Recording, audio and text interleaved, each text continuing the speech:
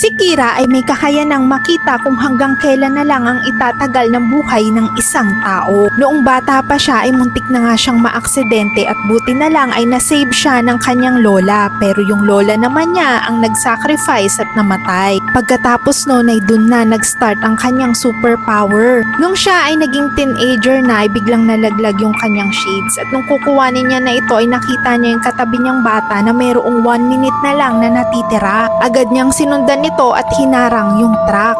Agad naman niyang napatigil at nag-stop yung truck. Pero pagtingin niya sa kabilang side ay biglang nag-collapse yung bata at nahihirapang huminga at tuluyan na ring namatay. Nalulungkot siya dahil wala siyang magawa para masave yung mga taong nakikita niyang malapit ng mamatay. Kahit nga siya ay mayroon na lamang natitirang 6 months. Pero nag-iba ito nang makilala niya si Ryan. Dahil sa tuwing magkasama sila ay nadadagdagan ang oras niya at humahaba ang buhay niya.